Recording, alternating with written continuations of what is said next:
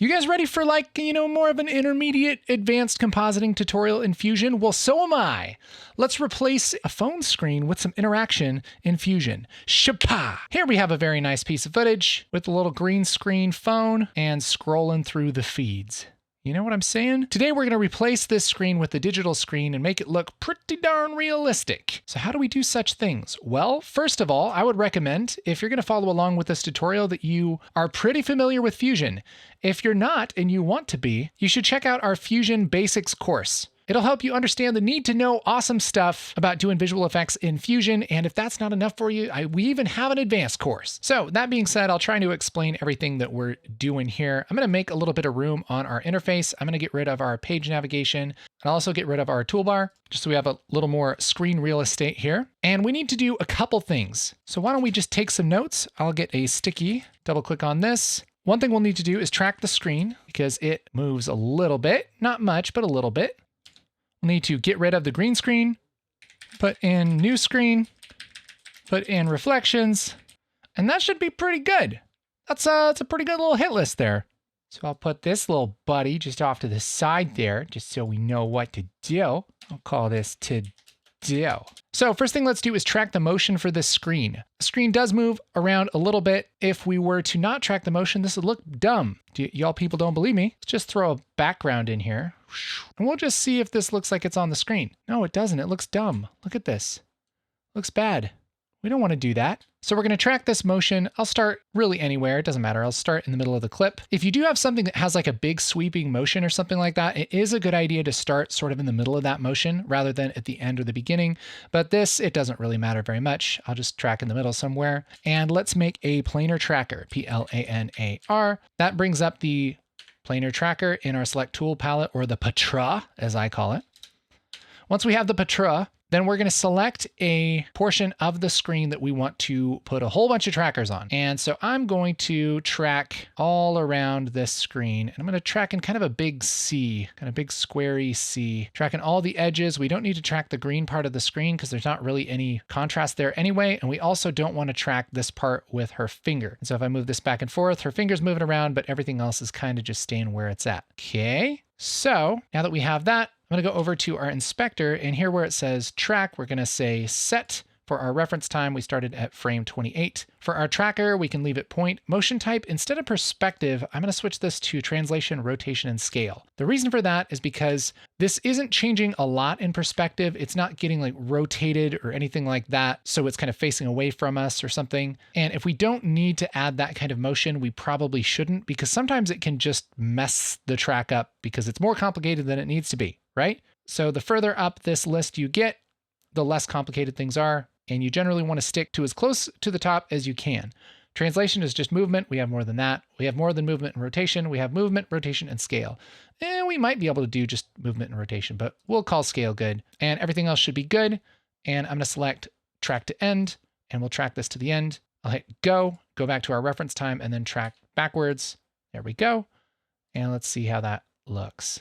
Oh yeah, I think it did a good job. Now we're just going to let that chill for a second. Let's make a background.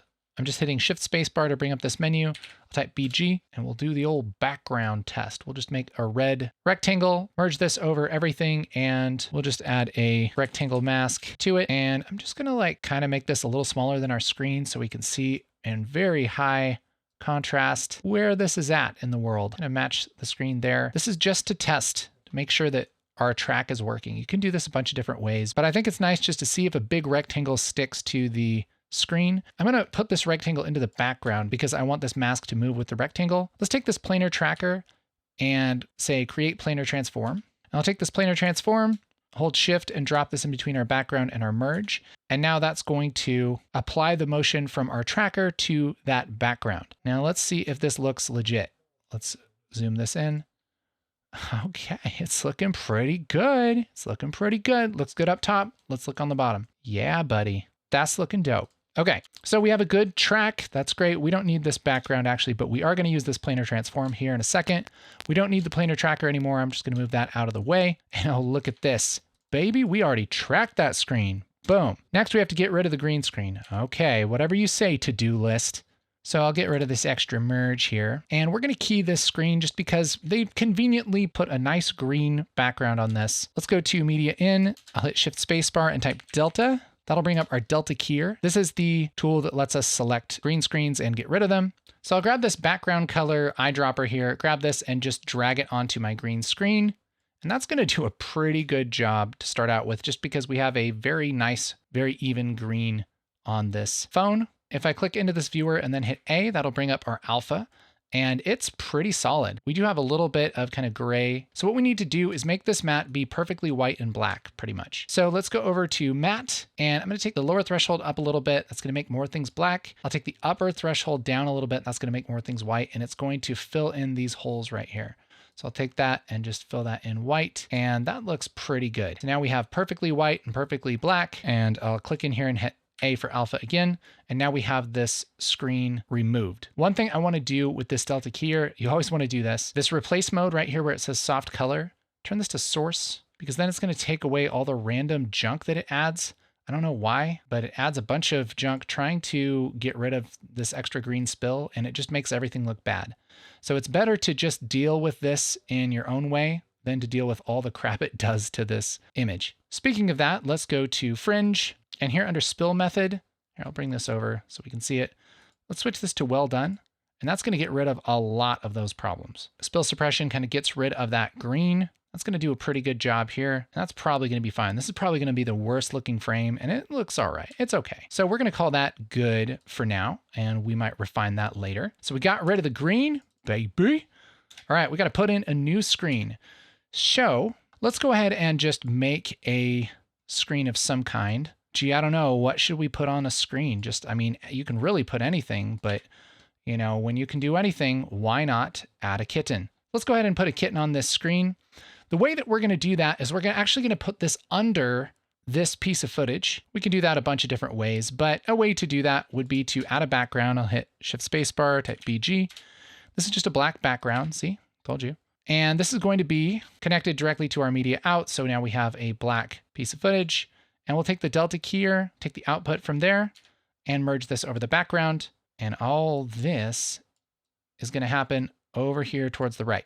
This is going to be kind of the last thing that we put over our image. Now we have a black screen. Instead of that, we want our cat on the screen. So I'll merge this over the black background. Let's make a transform node and we'll scale this down. There we go. There's our king, bing, bang. And I'm going to do part of this wrong just to make a point here for a minute. This is a really, really common thing that you'll run into in Fusion. Let's take this planar transform, which just has all of our tracking data in it. Anything that we run through this is just going to move along with our phone. I'll take this, hold Shift, and drag it in between our transform and our merge like this. And it's supposed to move this screen along with our phone. What it will actually do is some weird thing where the screen moves around and it slips and it looks real weird.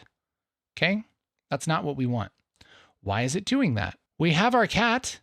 We have our screen. We've tracked this. What more you ask for? The problem with this is our sizing. This image is about 3,000 by 5,000 pixels. It's a different size than the background that we tracked. And so I don't know all of the reasons why, but it gets confused because the sizes are different. So what we need to do is make the sizes the same so that it will move this screen in the same way as it tracked the phone. So there's a bunch of different ways to do that. Probably the easiest way to do that would be to just merge this over another background here. So I'll just copy and paste our background. I'll take this transform, merge it over the background, take this merge and put it into our planar transform. So now we have a black background here and we're merging this cat picture over it. And we're taking this new comp right here and we're moving that around with our transform. So now look at the difference. I have this going on and it sticks perfectly to the phone. It's a terrible problem. Took me forever to figure that out when I was starting Fusion. And now you don't need to figure that out because I just told you. All right, so now we have the cat. It's beautiful. Look at that screen. It's just amazing. Okay, put in a new screen. And we actually forgot a step here. We need to add motion. So sweet, we got rid of the screen. But look, she's interacting with the screen. She's hitting it and scrolling up, that kind of thing. We need to move this picture along with this motion that she's making here. Show. We're actually going to need a different picture. This cat has done well, but we need some friends as well. So what we're going to do is actually copy a asset that I already made prepping this tutorial because I don't want to make it again, but I'll show you how it works. This is what I've called a cat array. If you double click on this, move it up. What this is a big, long white background with various cats posted in order, like this was an Instagram feed, something like that. And we're going to take this thing and we're going to merge this over our black background. So now again, we have the 1920 by 1080, just like regular sized video, and we have our screen over that. We're going to want to animate this and move it around. So let's shift spacebar and make a transform node. Now we can move this around and you see where we're going here? It's going to be great. Let's just take this down to kind of the beginning here. Maybe we'll scale this a little bit too. Something pretty reasonable like that. And now what we're going to do is match the motion of her fingers here as she touches the screen and kind of moves it and scrolls it. We're going to move this to match that motion. So let's kind of scroll through this until it looks like she's touching the screen, maybe right about there, frame 11 or so. And let's make a keyframe right here at the center like that. And now as she moves up, she kind of lets go maybe right about there. That's where we're going to have another keyframe. Let's look at where she touched here on the screen, like right about there, right on the kitty's chest. And so here, we're also going to move this so that it's in between the kitty's chest. So it moves along with her finger like that. Okay. So every time she touches the screen or stops touching the screen, we're going to add a keyframe. So we'll just scroll through here like this. And looks like she touched it right there. Set a keyframe, and then she scrolls up again. Yeah, and probably stops right about there. There's another keyframe. So she touched right there at this second set of keyframes. Let's move this up a lot, like the next cats, something like that. We can adjust this later. We'll start right there. She's touching right there at that grass. And then here we'll move this up again. So she's moving that up like that. So now, as she kind of swipes up, it looks like she doesn't really swipe up for a little bit. So let's move this back down. So she scrolls like that. Okay, that's the last time she touches the screen. So now this is going to sort of work. Let's take a look at what this looks like. So she's going to grab the screen and kind of throw it up like that. She catches the screen and throws it again. This last keyframe, we're going to push this up to actually something like that. Again, we can go in and adjust this. And it's amazing how not careful you can be and have it look pretty good. So yeah, that works. That works. We do want to make this a little better though. So I'm going to adjust this movement by selecting our transform and going up to the spline panel and opening that up. And here under transform 1, under displacement, click that. And this will be a graph of all of our animation here. So we have our first keyframe where she starts moving it and then she lets go and it keeps going for a while. And we want this to kind of by itself slow down a little bit. So let's take this and we'll just hit F on the keyboard to flatten this out a little bit. And then I'll take this second keyframe and hit S. That's going to smooth out this first keyframe and it's going to kind of ease into that second keyframe until it kind of stops. Same thing here. Let's flatten this last one and hit S to smooth this out. And now let's take a look at our motion. So she grabs it, moves it, and it kind of slows down ever so slightly before she touches it again. And that's kind of how a phone works. Yes. Whoosh. Looks pretty good, I'd say. Looks pretty good. So now we've just matched the motion of her scrolling just by seeing where she's tapping on the screen when she starts tapping. And then when she's done, we make sure that her finger is basically in the same place. So as we move over here, it's similar place. So it's going to move the speed of her finger in between, right? Because it goes in between. So here's 4, it's like right at the top of this. And then after, again, it's like right at the top of these little armpits right here. Now, whoosh. We might even want to flatten this out a little bit. There we go. Now that motion looks pretty nice. Last thing we want to do for this motion on this transform node under settings, make sure that we tick motion blur. I like to have motion blur at about 4, makes it look nice without being too crazy. We also want motion blur on our planar transform. Make sure that's a thing. And something that's starting to stick out here is there's kind of a little halo around her finger here. You can kind of see this. This is from our key. So we want to make sure that that is taken care of. We'll go back to our delta keyer. And here under matte, let's go ahead and bring this up in our second viewer too. And I'll hit A so that we can see our matte. Let's just push this threshold up a little bit. That might be all we need to do. Now we have kind of this black halo around there, which we might be able to adjust with a little bit of erode and a little bit of blur. It might be messing with the side a little more, but it might not matter that much. Oh, it is adjusting a little bit. It's one of those times where I don't know if you'll care too much. Looks pretty good. Pretty solid. We've added motion. We've fixed green screen problems. Ha ha ha ha. Yes. Next is put in reflections and also kind of color correct it. So this is where I feel like a lot of TV shows and everybody kind of stop. And I'm sure there are legit reasons for that. They probably have to do 50 of these in a day, and they're like, dude, I don't got time to make this any better. But if we do want to make this better, look a little bit more realistic, there's a couple things that we can do. One is that this screen is kind of unnaturally poppy and bright. If you were to actually take video of a phone screen, it's not this great looking. So what we want to do is color correct this screen. And let's do this before our transform. So right here after our cat array, I'll hit CC and bring up this color corrector. And one thing we'll probably need is to boost up the lift a little bit. The reason I think that is because this part on the phone is almost black. And if I mouse over this black right here, and I look at the little numbers that pop up down here in the lower left, red is like 0.6, green is 0.4. So it's not all the way black. It's not perfectly zero, okay? 0.7, 0.4, something like that. And here in this black part, this is like way, way darker. This is almost black. This is really, really dark. So it's 0.007. So it's nearly zero. So what we want to do is take this lift up just a little bit. So I'm going to hold control and just push this up a little bit, probably more than I think I need to. And then mouse over this. Yep, that's too much. Take this down. And now we've brought those blacks up. So here's before and here's after. We're just kind of washing out those darker tones. And look at the difference here. This is before, this is after. Like it already looks a lot more realistic just with that lift adjustment. Same thing with the gain. What's the brightest thing in this whole shot? Here we have this nearly at 1, so that makes sense. That's really, really bright. But like bright skin, that kind of thing is like 0.8. And so pretty bright stuff here should be about the same, 0.8, yeah, something like that. We might be able to just take the gain down a little bit, just so it's not the brightest thing in the world. Yeah, just kind of taking that contrast down, making this look a little bit more realistic. Now, if this is a phone commercial, you might not care that much if this is realistic, but if it's actually a shot that's supposed to look real, that's not showing off how amazing the screen is, yeah, this is probably a good level to have that at.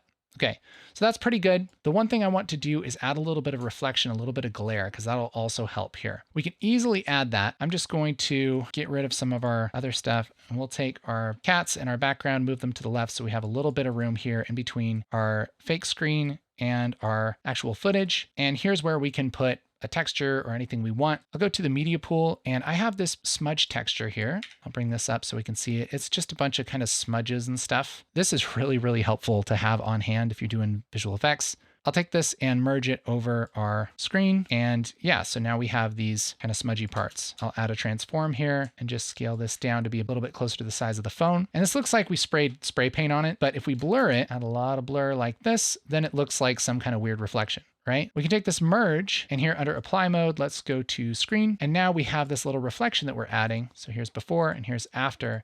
And again, just makes it look a lot more realistic. So easy to do that. I don't even have to track it because one, a reflection wouldn't track perfectly on the phone. It would have its own kind of rotation and stuff. And two, it's so blurry and so subtle, nobody's going to care.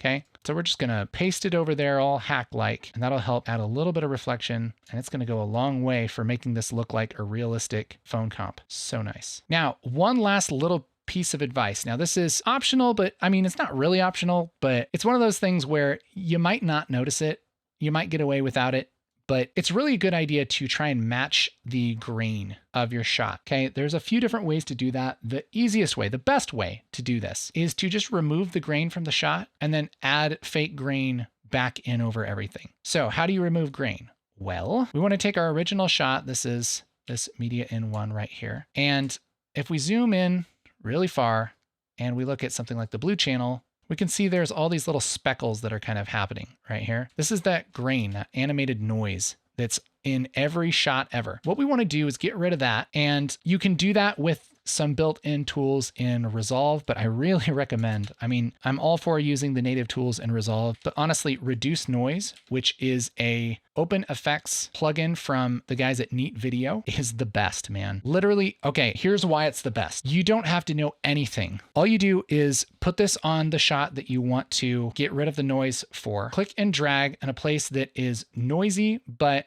is kind of all the same thing. So something like a green screen or a background or a wall or a sky or something like that, that has the same kind of noise all over it. Hit build profile, hit apply, and it will get rid of the noise. Check this out. It reduces so much of that noise to where this thing looks beautiful, and it doesn't over soften it. It doesn't mess with the details or anything. So here's the difference. So it's getting rid of that noise, and it's really not messing with the image too much, which is the problem with trying to reduce noise in Resolve, which has great noise reduction stuff, but you really have to know what you're doing to not just ruin your image.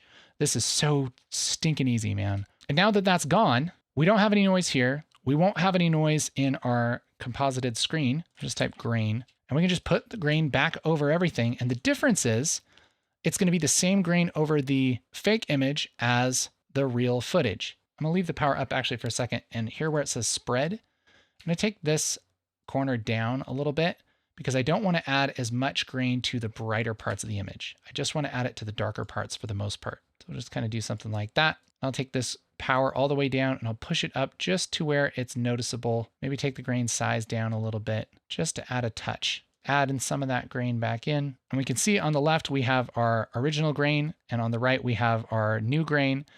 And if we can make this kind of look similar, then we'll be doing pretty good. Probably hard to see on YouTube, but they look pretty similar. And now look, we have that same dancing grain here on the back wall as we do on the actual screen, which is beautiful. That's what is supposed to happen. So now we have our finished shot interacting with the phone. Looks realistic. Oh, baby. I guess she's not really scrolling through the cat's feed. So there you go. That's a little bit more advanced tutorial for all you Fusion nerds out there. And if you do want to learn a little bit more about Fusion, we do have a course which goes over all kinds of advanced, awesome stuff working in Fusion. Make sure to check that out. There's a link in the description below, or you can just pop it. You can just pop it right there. Bam. You can do that. I don't know. It's there though. And we worked really hard on it, and I think it's really good. And if you like this, you'll like that too. You can make some magic, some movie magic.